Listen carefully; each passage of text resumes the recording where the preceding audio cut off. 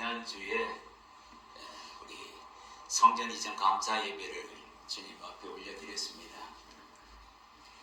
저희 교회는 항상 아시다시피 지난주 말씀을 그냥 넘어가는 게 아니라 한번 묵상하고 그리고 또 듣고 오늘의 본문 말씀을 듣습니다.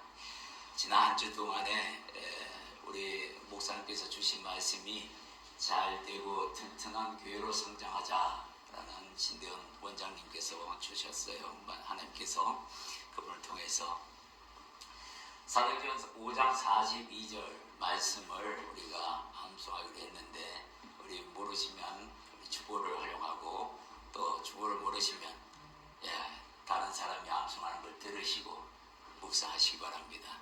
우리 사도행전 5장 42절에 우리 다같이 묵상하도록 하겠습니다. 함께 봉독합니다. 그들이 날마다 성전에 있든지 집에 있든지 예수는 그리스도라고 가르치기와 전도하기를 그치지 아니하니라. 아멘. 무슨 말씀을 하셨냐면 초대교회의 영성을 회복하라 라는 주제였습니다. 사실은 잘되고 튼튼한 교회로 성장하기 위해서는 초대교회의 영성을 회복해야 한다. 그때에 그들이 했던 그 습관, 신앙의 습관, 하나님을 어떻게 경외했는지 삶 속에서 나타나는 그대로 말씀을 했는데, 첫 번째가 뭐냐면 날마다 기도하는 교회 성전이었다라고 우리가 들었습니다. 기도를 빼면 성도가 아닙니다. 그죠? 교회가 아닙니다. 기도는 항상 이루어져야 하고 누구를 위해서든 항상 기도는 이어져야 합니다. 그치지 말아야 할 것이 기도입니다. 두 번째는 뭐라고 그랬냐면 하나님의 말씀을 가르치는데 예수가 그리스도인 것을 가르치라, 그렇게 가르치고 있었다라는 겁니다. 예수가 그리스도라는 이 말씀의 본질의 의미는 뭐라고 그러냐면, 그리스도는 뭐죠? 기름 부음 받은 자라는 뜻을 갖고 있습니다. 당시에 세 개의 직분을 가진 자들이 받았는데 왕과 선지자와 제사장이었습니다. 그 직분을 감당하기 위해 오신 분, 그런 의미에서 익투스라는 이 박해받을 때에 그 물고기 모양의 안에다가 예수라는 이름과 또 그리스도라는 이름과 또 하나님의 아들이라는 그 이름을 앞자만 따가지고 만든 게 익투스라는 단어입니다. 그렇게 초대교회는 하나님의 말씀, 즉 예수는 그리스도라고 가르치기 시작했다. 그걸 끊이지 않았다라는 거예요. 저희 교회에 세 가지 하나님께서 주신 사역이 있습니다. 떨어진 이삭을 줍는 교회로서, 성도로서, 또 믿음의 알곡들을 성장시켜 나가는 교회와 성도로서, 또 바른 믿음 생활을 위해서 앞장서는 성도와 교회로서, 그게 저희가 받은 사명이고 또 사역입니다. 이렇게 하려면 우리가 성장해야 하고 하나님의 말씀에 대해서 좀 더 깊이 알아야 하고, 그걸 알았을 때 비로소 가르칠 수 있다, 이렇게 말씀드리고 있습니다. 또한 마지막으로는 전도하기를 힘쓰는 교회. 그래서 전도를 또한 게을리하면 성전이 이렇게 채워지지를 않습니다. 요즘 같은 시대에 정말 전도하기 힘든 시대지만 그래도 기도와 가르침과 전도는 계속해서 이어나가야 합니다 라고 우리가 지난주에 말씀을 들었습니다. 자, 오늘 주님이 주신 말씀은 요한에서 4장 18절의 말씀, 두려움을 내쫓는 사랑으로 라고 표현합니다. 제목은 그렇습니다. 두려움을 내쫓는 사랑으로. 우리 요한에서 4장 18절을 한 목소리로 크게 봉독합니다. 사랑 안에 두려움이 없고 온전한 사랑이 두려움을 내쫓나니 두려움에는 형벌이 있습니다. 두려워하는 자는 사랑 안에서 온전히 이루지 못하였느니라. 자, 여러분들은 다 사랑하고 삽니다. 그죠? 네, 우리가 예수님을 사랑하고 하나님을 사랑하고 또 하나님의 사랑이 나를 감싸고 있는데 우리는 왜 두려워하는 마음들이 그렇게 자주 나타날까요? 여기에 보면은 우리가 미래에 대한 불투명 때문에 두려워하는 경우가 상당히 많습니다. 특히 학생들은 더 그렇죠. 젊을수록 더 그렇습니다. 보이지 않기 때문에 그럴 수 있습니다. 또한 현실이 너무 힘들면 도피하고 싶은 마음이 듭니다. 불안하고 왠지 모르게 두렵고 이대로 가다가는 무슨 문제가 생길 것 같고, 여전히 내 안에 예수가 있고 내가 예수를 믿는다고 하면서도 왜 이런 두려운 마음이 있냐라는 겁니다. 험악한 세상이 주는 또한 불안감도 있습니다.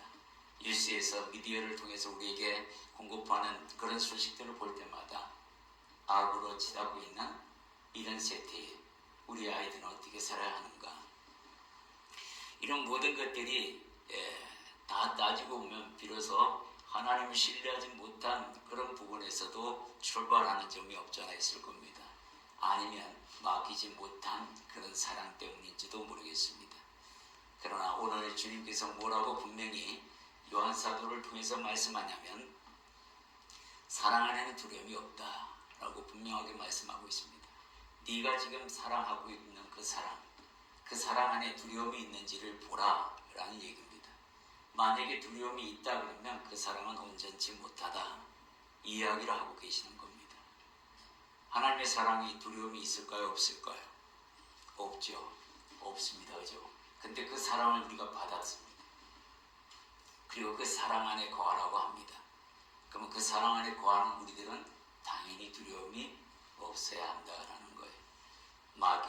맡기는 그런 사랑으로 시작이 되어야 한다라는 겁니다. 첫 번째, 두려움 없는 사랑은 대체 어떻게 해야 이루어지는가 라는 것부터 우리가 한번 살펴보도록 하겠습니다. 첫 번째 보면 행함과 진실함으로 하는 사랑일 때만 가능하다라고 성경이 이렇게 이야기합니다. 요한일서 3장 18절에 보면 누가 이 세상에 17절부터 읽어보드리겠습니다. 19절까지. 누가 이 세상의 재물을 가지고 형제의 궁핍함을 보고도 도와줄 마음을 닫으면 하나님의 사랑이 어찌 그 속에 거하겠느냐. 자녀들아, 우리가 말과 혀로만 사랑하지 말고 행함과 진실함으로 하자. 이로써 우리가 진리에 속한 줄을 알고 또 우리 마음을 주 앞에서 굳세게 하리니. 이게 뭐냐면 두려움이 있다라는, 내 사랑 안에 두려움이 있다, 내가 여전히 하나님을 사랑하고 성령이 내 안에 거한다 하면서도 두려움이 있다라는 이 말의 의미는 내가 여전히 두려워합니다 라는 말은 내가 하나님의 말씀을 따르지 않고 있다, 혹은 따르다 하더라도 진실되게 온 힘을 다하여 하지 않고 있다라는 이야기를 하고 있는 겁니다. 말로만 하는 신앙은 누구나 할 수 있습니다. 따라하는 신앙, 앵무새도 할 수 있습니다. 앵무새에게 예수 믿어, 나 예수 믿어 하고 해봐. 그러면 그대로 나 예수 믿어, 이렇게 됩니다. 그죠? 근데 그 고백으로 구원받을 수 있냐는 거예요.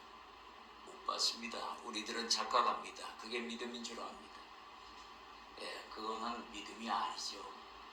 앵무새와 같은 믿음 가지고는 절대로 구원받을 수 없다. 그런 사랑 가지고는 두려움 없는 사랑이 될 수 없다, 이 이야기를 하고 있는 겁니다. 말과 행동 함께 가야 해. 즉 하나님의 말씀은 땅에 떨어지지 않고, 땅에 떨어졌다 하더라도 네 마음판에 떨어졌다 가정하자 그러면 농부가 씨를 뿌릴 때는 무엇을 기다립니까? 열매를 기다립니다. 하나님의 말씀이 오늘 내 마음에 떨어졌으면 이것이 바로 하여 열매를 맺어야 되는데 그 열매를 어떻게 나타내느냐? 행위로 나타내는 겁니다. 이게 바로 행함과 진실함으로 가야 두려움 없는 사랑으로 치달을 수 있다, 이렇게 우리에게 가르치고 있는 겁니다. 두 번째는 뭐냐면 가르친 계명대로 예수님을 사랑 안에 거하는 때 가능하다라고 요한사도가 또 이야기합니다. 요한복음 15장 9절에 보면 아버지께서 나를 사랑하신 것 같이 나도 너희를 사랑하였으니 나의 사랑 안에 거하라. 여기에 보면 주님이 조건이 앞에 뭐라 하면 아버지께서 나를 사랑하신 것 같이, 이렇게 말합니다. 내가 아버지께로부터 사랑을 배웠다라는 겁니다. 그죠? 우리는 부모로부터 사랑하는 방법을 배웁니다. 근데 그 부모님이 바른 사랑을 가르치면 괜찮은데 그렇지 못하는 경우가 왕왕 있습니다. 그럴 때는 아이들을 보면, 자녀를 보면 그 부모의 그림자가 보입니다. 우리가 다 경험하는 겁니다. 그죠? 예, 내 자녀가 사랑이 부족한 것 같다 그러면 내가 가르치기를 결핍시켰다는 이야기입니다. 사랑을 가르치는데 결핍이 있었다는 뜻입니다. 주님은 분명히 말씀합니다. 아버지께서 나를 사랑하신 것 같이 아버지께서 나를 사랑하신 것을 내가 알았다는 뜻입니다. 내가 배웠다는 뜻이기도 합니다. 그죠? 주님의 사랑 안에 거하라 라고 자신 있게 말씀합니다. 여러분들이 자녀에게 내 사랑 안에 거하라, 내 가르침대로 본받으라, 사도 바울처럼 이야기할 수 있을까요? 우리는 정말로 예수를 사랑한다면서도 모양만 가지고 다니는 경우가 너무 많습니다. 우리 안에서 늘 예수님의 사랑이 있음을 잊지 말아야 합니다. 요한복음 15장 10절에 보면 내가 아버지의 계명을 지켜 그의 사랑 안에 거하는 것 같이 너희도 내 계명을 지키면 내 사랑 안에 거하리라. 사랑 안에 거하는 방법이 있습니다. 그게 뭐냐면 예수님이 가르치시는 계명이에요. 말씀, 여기에 딱딱하게 계명이라고 되어 있지만 실질적으로 포괄적으로 얘기하면 말씀입니다. 네. 내 말씀을 지키라, 내 말을 지키라는 이야기를 하고 있죠. 주님께서, 하나님 아버지께서 가르친 모든 말씀을 지킨 것과 같이 이거 똑같이 나도 했으니 너희도 해라, 이 이야기를 하고 있는 겁니다. 주님이 가르치신 사랑이 어떤 사랑인지 우리가 한번 보도록 해보겠습니다. 두 번째 보면 주님의 계명은 어떤 것인가.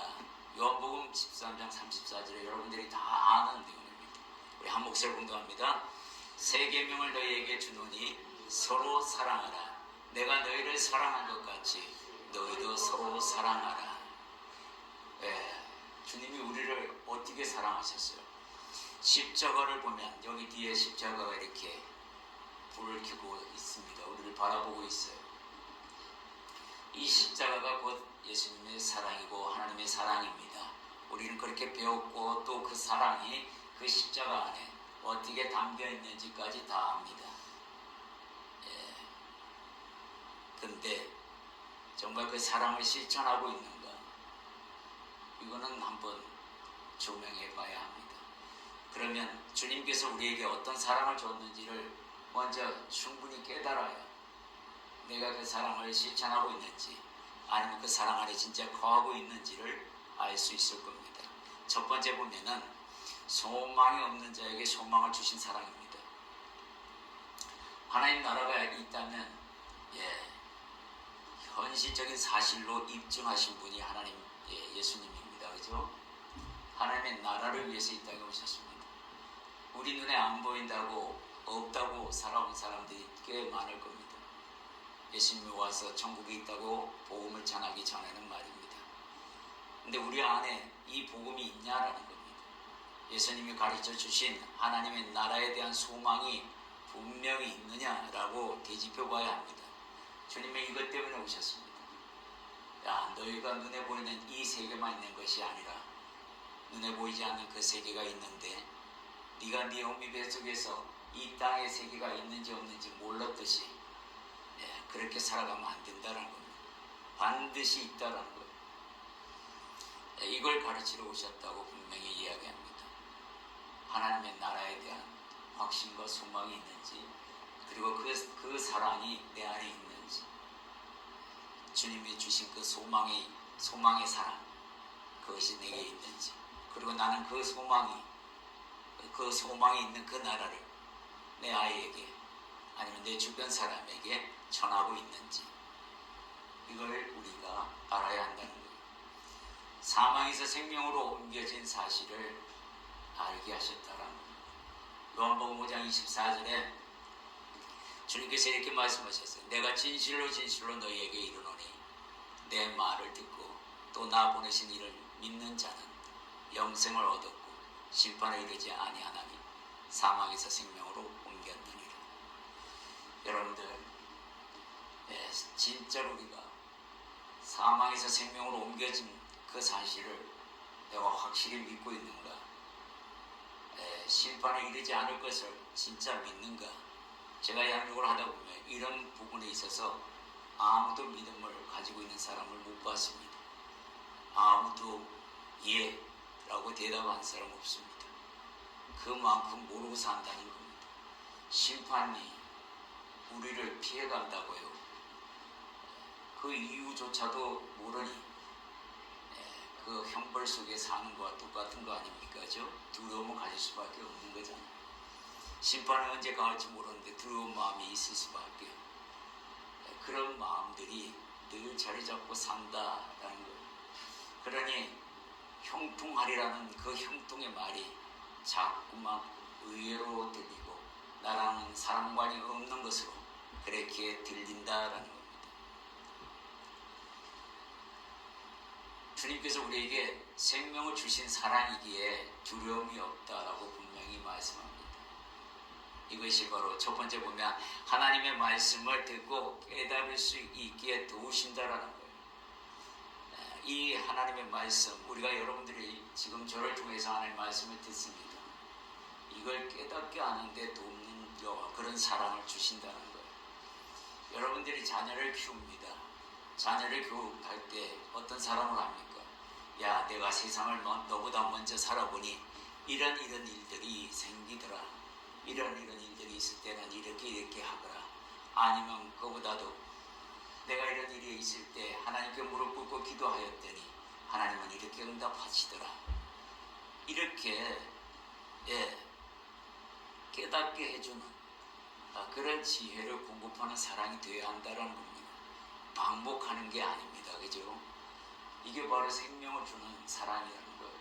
우리가 그와 같이 하나님 앞에서 또 세상 앞에서 나와 내 자식들과 내 주변에 아는 모든 사람들을 통해서 그렇게 가르치고 또 말씀을 들은 대로 또한 베풀고 그렇게 살아야 한다는 겁니다. 마태복음 4장 4절에 여러분들이 너무나도 잘 알다시피 사람이 어떻게 산다고 되어 있어요. 떡으로만 살 것이 아니라 하나님으로부터 나오는 말씀으로 말미암아 산다고 했습니다. 여러분들 정말 이게 삶 속에서 그렇게 실천하고 느끼고 살아갑니까? 저는 그렇게 살아갑니다. 왜냐하면 한번 죽다 살아났기 때문에. 그래서 이 말씀을 듣고 일어날 때 비로소 야, 이게 무슨 뜻인지를 알겠다. 우리가 음식을 먹으면 다 똥으로 나옵니다. 뒤로 배설물로 나오죠. 하나님의 말씀은 그렇지 않습니다. 나오는 일이 없고 내 행동을 바꿉니다. 행동으로 나타나요. 그런 힘이 있더라는 겁니다. 결국은 나를 살리는 것은 음식이 아니라 하나님의 말씀이더라라는 겁니다. 그건 왜 그러냐면 우리가 영의 사람이기 때문에 그렇습니다. 그게 바로 하나님께서 우리에게 주시는 능력이라는 거예요. 히브리서 10장 19절에서 20절에 보면 이런 말씀이 있습니다. 우리 한 목소리로 공동합니다. 그러므로 형제들아, 우리가 예수의 피를 힘입어 성수에 들어가야 담력을 얻었나니 그 길은 우리를 위하여 휘장 가운데로 열어놓으신 새로운 살 길이요 휘장은 곧 그의 육체니라. 요한복음 14장 16절 함께 있습니다.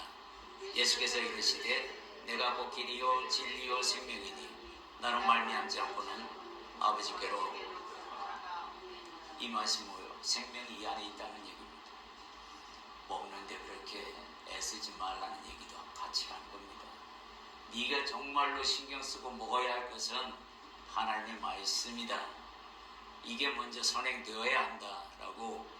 그래야 네게 생명이 있는 거고 그 생명의 사랑이 네 안에서 살아 역사하게 된다라고 분명히 말하고 있습니다. 주님께서 우리에게 주신 또 사랑이 어떤 사랑이냐면 세 번째는 죄를 이길 힘을 공급하는 사랑이라는 겁니다. 우리가 죄를 늘 하는 죄와 싸웁니다. 인생을 살다 보면 말이죠.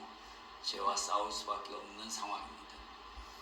로마서 6장 14절에 보면 죄가 너희를 주장하지 못하리니 이는 너희가 법 아래에 있지 아니하고 은혜 아래에 있음이라. 분명히 말씀합니다. 하나님의 은혜가 너희 죄를 이기게 한다라고 분명히 말씀하고 있어요. 자, 죄가 우리를 주장하지 못하게 하는데 왜 주장하는 것처럼 느껴집니까? 라는 질문이 들었을 수 있습니다. 그래서 내가 이 마인드를, 마음을 오픈했기 때문에 가능한 겁니다. 예, 죄를 향하여 오픈했기 때문에 죄가 들어오는 거예요. 오픈하지 않으면 들어올 수가 없습니다. 창세기 4장에 보면은 주님께서 가인에게 분명히 말씀하십니다. 죄가 네 문 앞에 엎드려 있으나 너는 죄를 다스리라. 분명히 말씀하셨어요. 다스리는 능력이 네게 있다. 내가 뺏지 않았다. 이 얘기를 합니다. 그러나 죄는 너를 원한다. 그러니까 그 원함에 호응하지 말라. 이 얘기잖아요. 이렇게 호응하게 되면 주장하게 되고 종이 되어버린다는 뜻입니다. 이게 들어오면 두려움이 생길 수밖에 없습니다. 그렇기 때문에 죄와 단절해서 살아야 한다라고 우리에게 분명히 말씀하고 있습니다.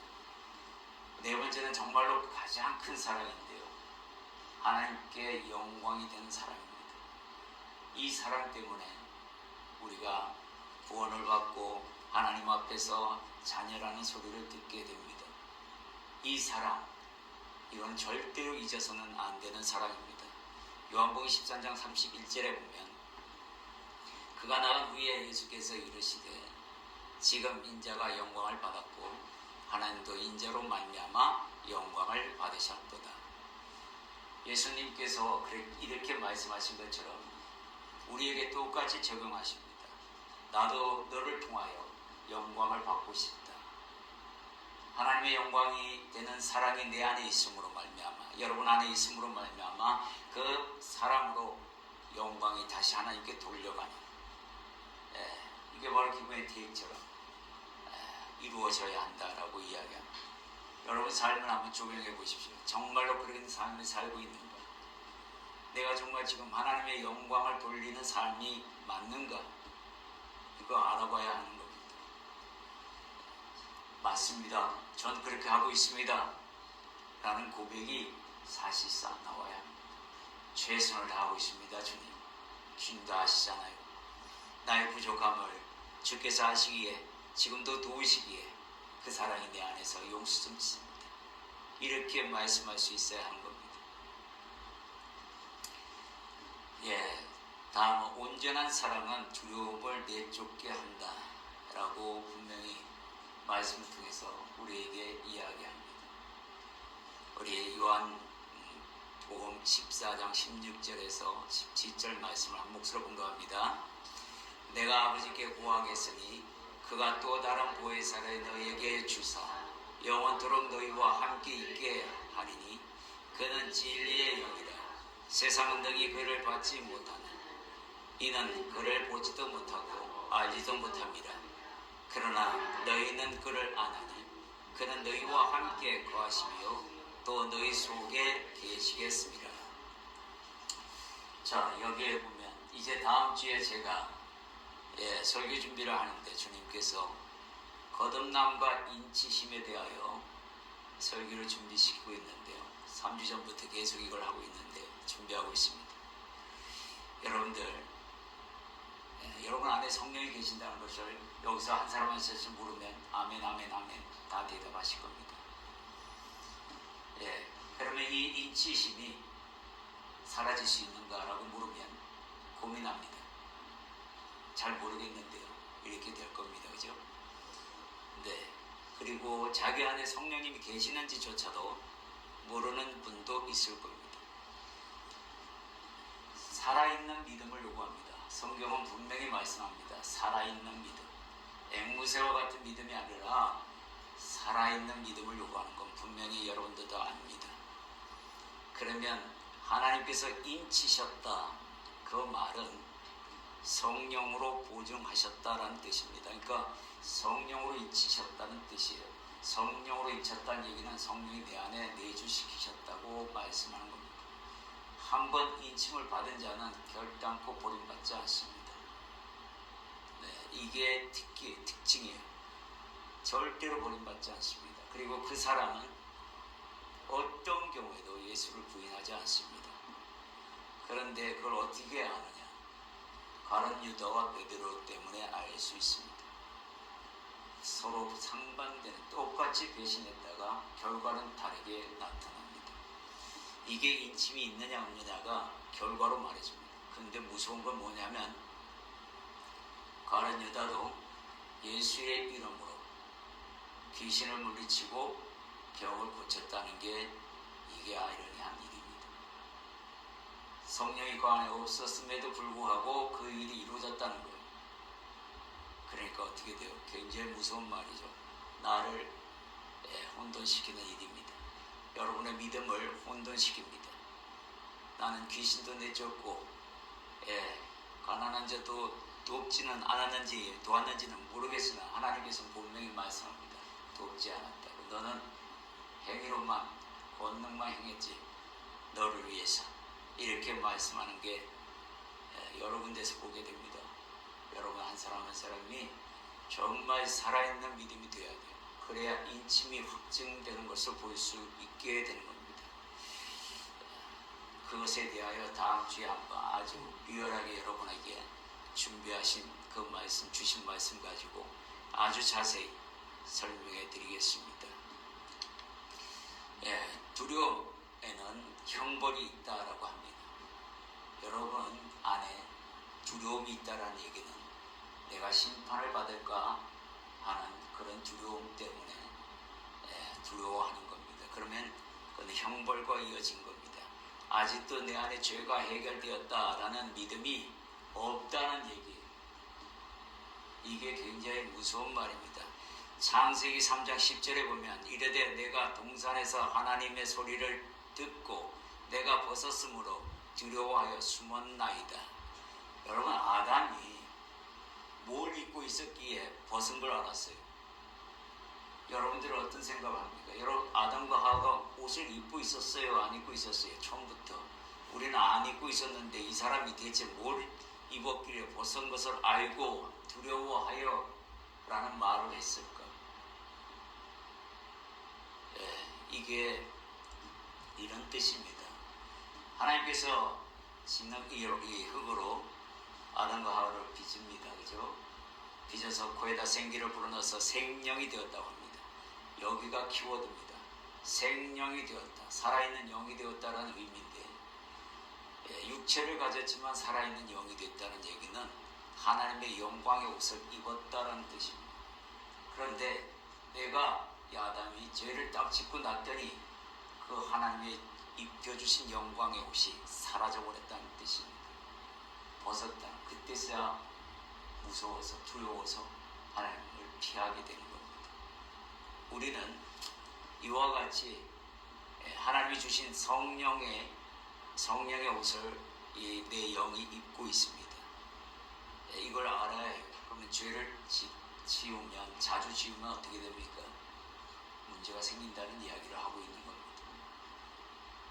이게 바로 두려움을 주는 이유다. 하나님 앞에 죄를 지었기 때문에 두려워한다라고 분명히 말씀하고 있습니다. 로마서 8장 15절 우리 한 목소리 공독합니다. 너희는 다시 무서워하는 종의 영을 받지 아니하고 양자의 영을 받았으므로 우리가 아빠 아버지라고 부르짖느니라. 여전히 종의 옷을 입고 사는 사람이 있다라는 이야기를 합니다. 예수를 믿는다고 하면서 말입니다. 변화되지 않는 사람, 거듭나지 않는 사람, 그 사람은요 예수로 옷 입은 사람이 아닙니다. 예수 믿으면 바뀌어야 해요. 아직도 혈기완성하다. 뭐 하면 갑자기 안에서 욱욱하는 게 올라오는데 이거 감당하지 못하고 터뜨리고 매번 다툼을 일으킨다면 그게 성령의 사람이라고 생각이 듭니까? 안 듭니까? 예수를 믿었다는 사람이 예수 믿기 전과 후가 변화가 없다면 그게 예수를 믿는 사람이 되냐는 거예요. 변화되어야 합니다. 시간은 물론 걸리겠지만 변화되는 모습이 결과적으로 하나님 앞에 십자가 앞에 서 있어야 합니다. 그래야만 되는 거예요. 물에 빠진 베드로가 어떤 일이 벌어졌습니까, 여러분? 처음에는 예수님을 바라보다가 풍랑을 봄으로 말미암아 어떻게 됩니까? 물에 빠져버려요. 처음에는 물 위로 걷다가 점점 물에 빠지면서 주님을 부르는 그런 모습을 여러분들이 마태복음 14장을 통해서 들었을 겁니다. 그때 두려움이 와서 빠지게 되는 거 아닙니까? 그죠? 죄는 우리를 하나님 앞에서 두렵게 만듭니다. 또한 시선을 십자가에서 세상으로 바꾸면 두려움이라는 것이 존재한다는 겁니다. 이게 누적이 되면 처음에는 잘 몰라요. 그러다가 점점 누적이 됩니다. 그러다 어떻게 되냐면 나중에 이게 꽉 차게 되면 그때서 영이 깨져서 아유 내가 너무 많이 왔네. 돌아온 탕자의 모습을 가지고 돌아오게 되죠.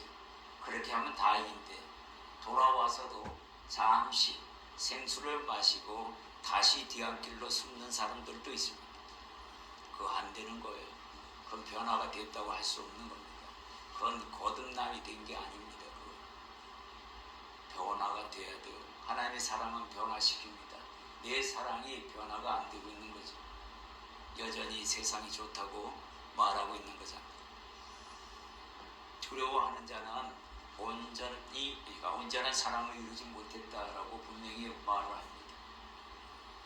이걸 두려워하지 않는 사람, 즉 두려움이 없는 사랑을 하기 위해서는 죄를 아주 중요해야 합니다. 하나님이 아주 몸서리치도록 싫어합니다. 예수님도 그렇습니다. 근데 우리는 그것을 자꾸 품으려고 하는 게 문제라는 거예요. 육체의 속성이 그렇습니다.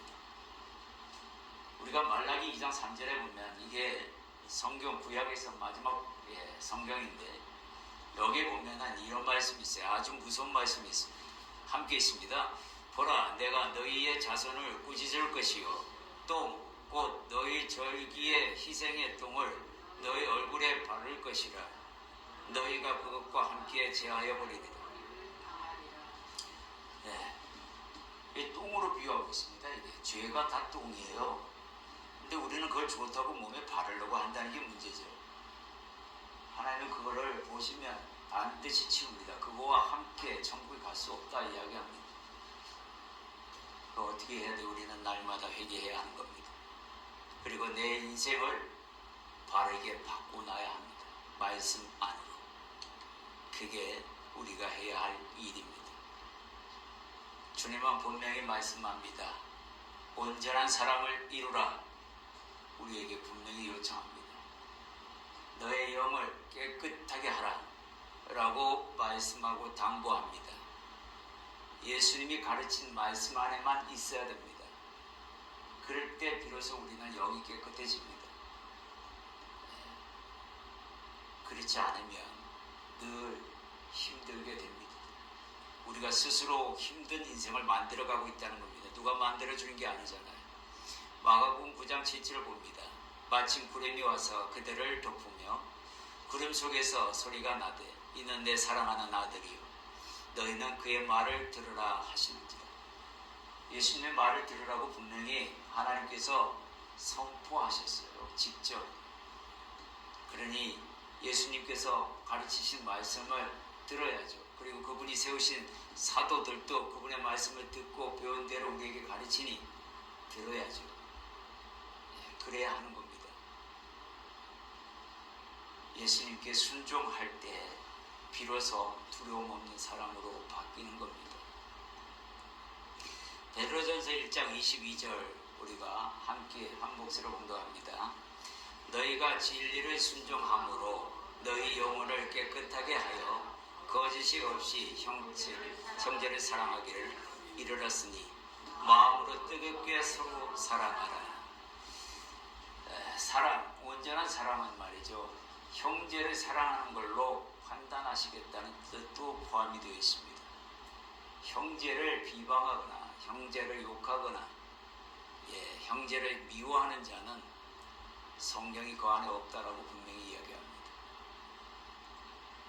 형제를 사랑하는 사랑이 온전한 사랑이다. 이 말씀에 우리가 순종해야 합니다. 내 감정대로 여전히 밉다 그러면 그거는 그 안에 사랑이 없을 뿐만 아니라 성령도 계시지 않는다는 걸 알아야 합니다. 예수님께서 제시하시는 온전한 사랑의 방법을 우리가 한번 잠깐 묵상하고 지나가도록 하겠습니다. 첫 번째는 뭐냐면 아브라함의 믿음으로 하는 사랑을 요구하십니다.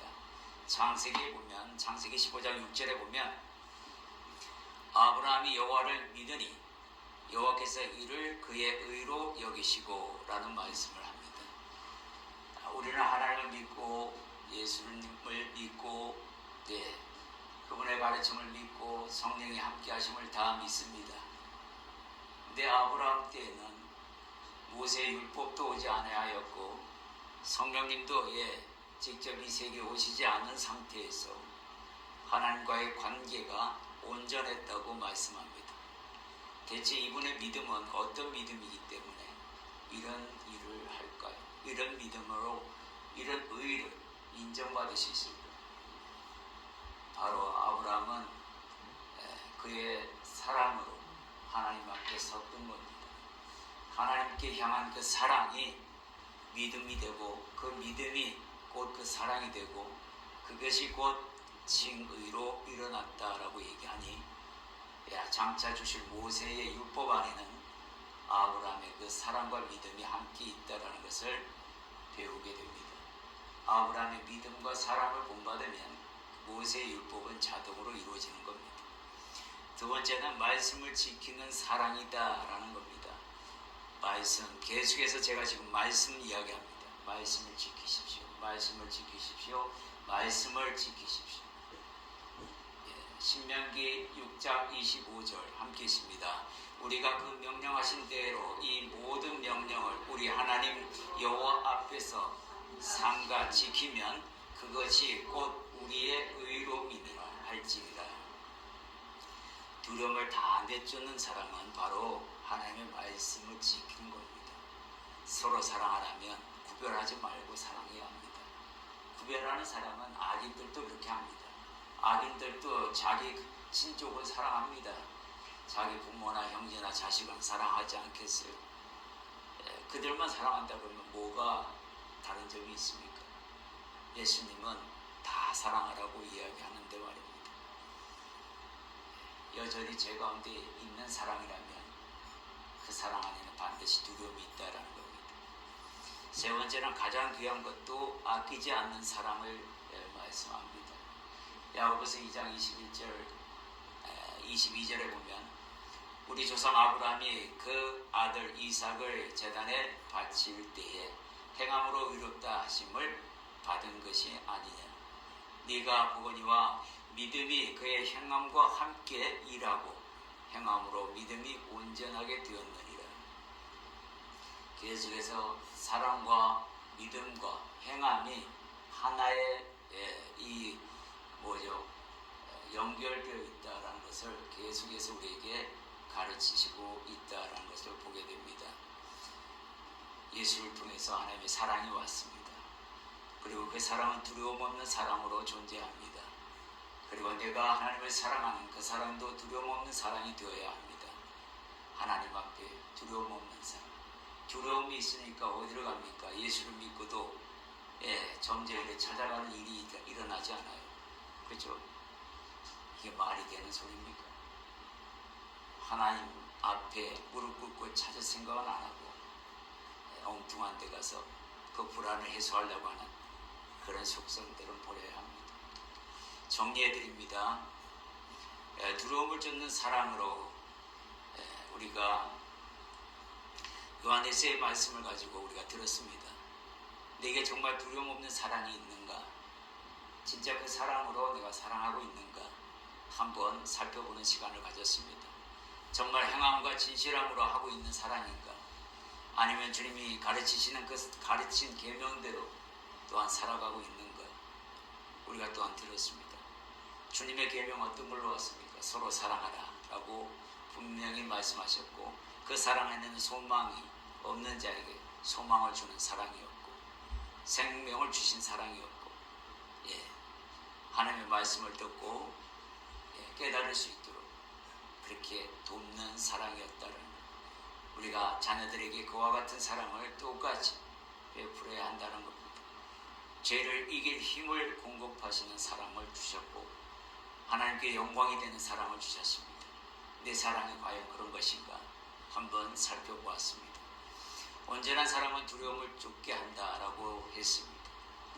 두려움 형벌이 있다라고 우리가 들었습니다.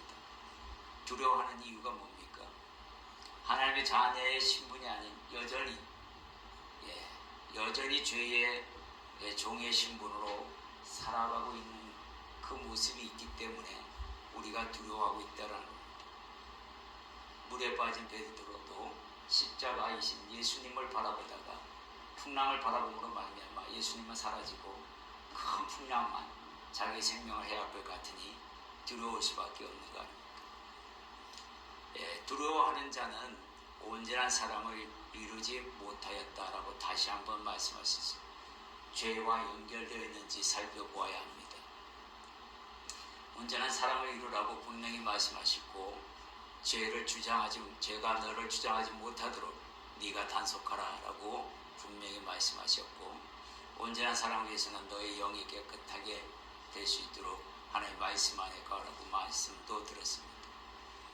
아브라함의 믿음을, 그 믿음 안에서 온전한 사랑을 한번 찾아보자 라는 말씀이고, 말씀을 지키는 사랑이 반드시 이루어져야 되고, 가장 귀여운 것도 마침내 하나님 앞에 내드릴 수 있는 그 사랑, 그것이 온전한 사랑이다 라는 것을 들었습니다. 이제 여러분들이 두려움을 내쫓는 사랑이 내 안에 있음을 깨달았습니다. 이제 그 사랑이 내 인생에서 드러나고 또 내 삶을 이끌어가는, 그래서 하나님의 영광이 되는 삶이 될 수 있도록 잠깐 우리 결단한 시간을 갖도록 하겠습니다. 주님 앞에 기도하겠습니다.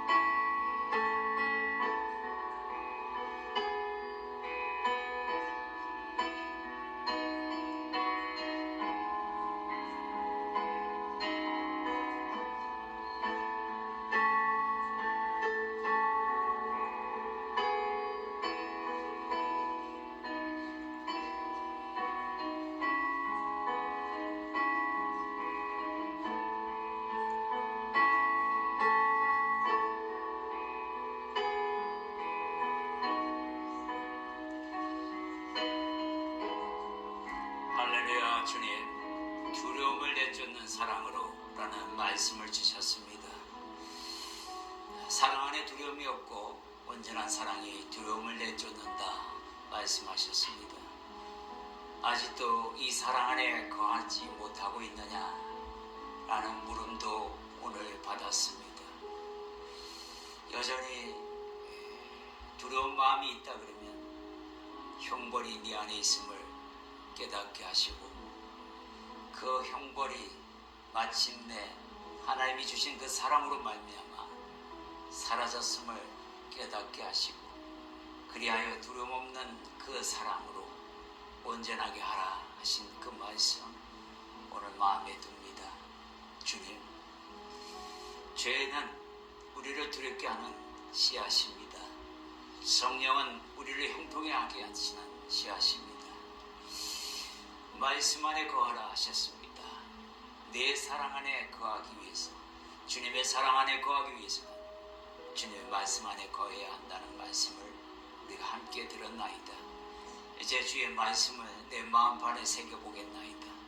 그리하여 이 두려웠던 모든 그러한 상황들이 다 사라지게 하시고, 오로지 십자가의 그 사랑이 내 안에 있음을 감사로 깨닫고, 나 또한 내 삶을 통하여 하나님께 영광이 되는 사람으로 그렇게 변되기를 원합니다. 이제 마음에 결단하여 하나님 앞에 드리고자 하오니 주님께서 성령으로 기름 부으시고 그 행함에 또한 기름 부으시사 이루어지게 하옵소서. 예수님 이름으로 기도드립니다. 아멘. 우리 봉헌성 찬송가 393장 오 신실하신 주 찬양하겠습니다.